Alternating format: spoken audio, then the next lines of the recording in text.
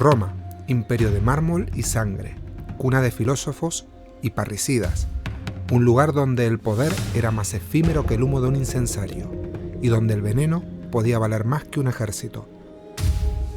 En medio de todo, ella, Locusta, bruja, herbolaria, asesina.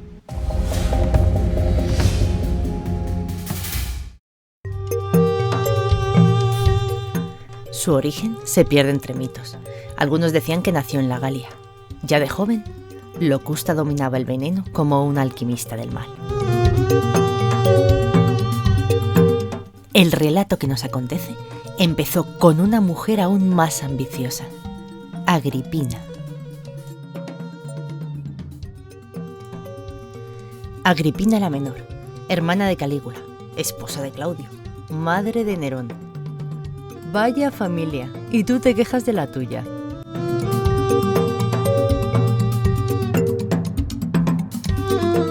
Agripina era una estratega, fría, de sonrisa cortante y mirada de acero.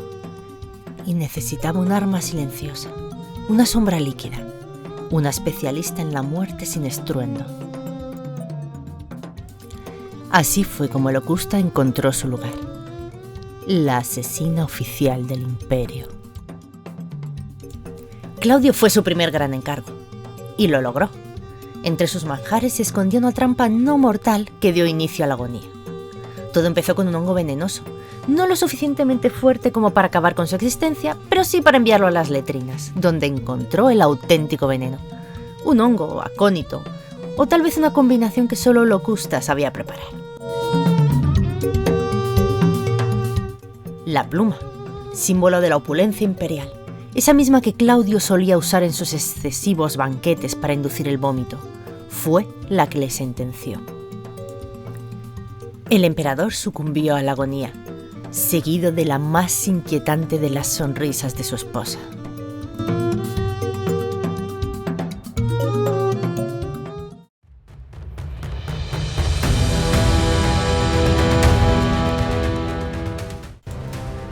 Y entonces apareció él.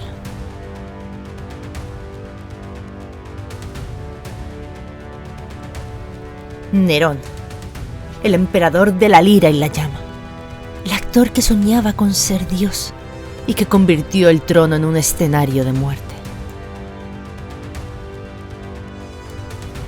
Agripina la Menor tenía una gran ambición. Anhelaba que su hijo Nerón ascendiera al poder. Solo Británico, hijo de Claudio, legítimo heredero, se interponía en su camino. Para Locusta, esto era solo otro encargo.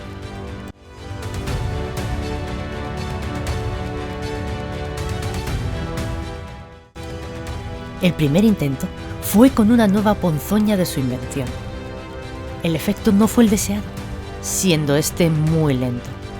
El irascible Nerón la azotó, ya que, como siempre, deseaba resultados inmediatos sin pensar en las consecuencias.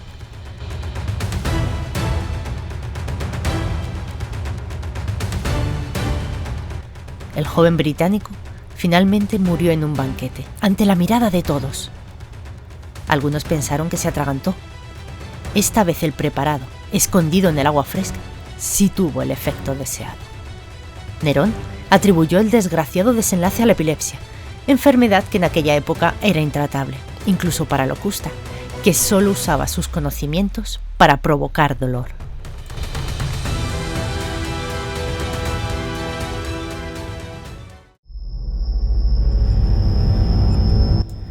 Para Nerón, Locusta no solo era útil, sino que se había vuelto esencial. Un tesoro venenoso, una bruja de confianza, una garantía de que los rivales morirán y los traidores no tendrán una segunda oportunidad.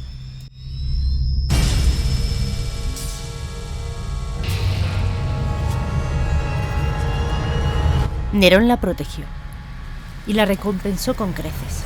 Le dio tierras, criados, hasta un laboratorio en el que podía probar sus pócimas, con prisioneros vivos. ¡Eh! Yo también tengo un laboratorio y tengo prisioneros. ¿Perdona? Nada.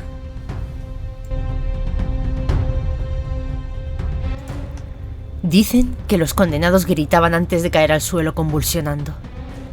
Dicen que Locusta tomaba nota.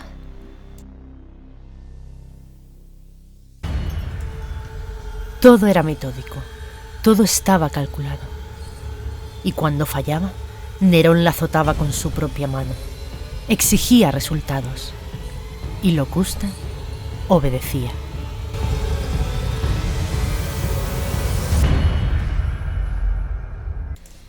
Dicen que entrenó a una legión de envenenadoras, que tenía una escuela del crimen.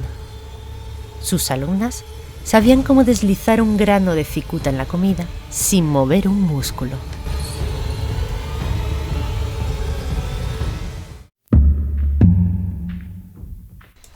Pero aquel imperio, pútrido y enfermo, quedó finalmente debilitado y expuesto. Roma ardía, y no solo en el gran incendio. Los senadores conspiraban, el pueblo murmuraba, y la sombra de Locusta pesaba demasiado.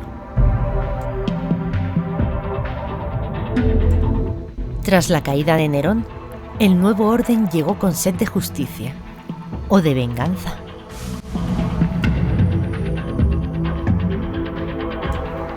Locusta fue arrestada, sentenciada sin juicio.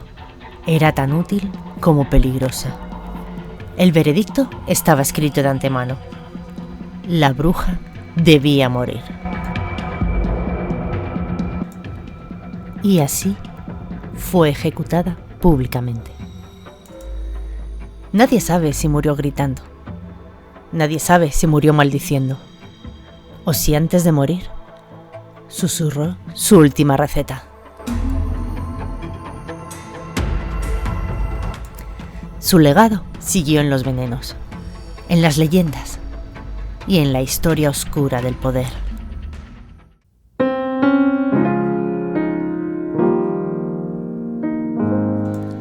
Locusta, la mujer que convirtió el veneno en política y que transformó el imperio en una copa llena hasta el borde de muerte líquida.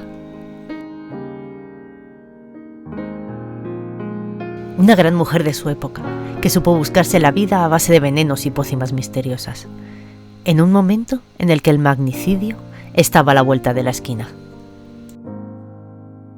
Donde las mascotas miraban con ojos aviesos esperando que te duermas para... Deja a Gumersindo en paz. Vale. Te vigilo. Una de las primeras mujeres envenenadoras documentadas, precursora de una larga lista, hasta la actualidad. ¿Cuántas de estas envenenadoras recuerdas? ¿Cuál fue la más importante en tu país? Esperamos tus comentarios y que podamos desentrañar juntos la historia del crimen y sus personajes. Hasta la próxima, que os sea leve.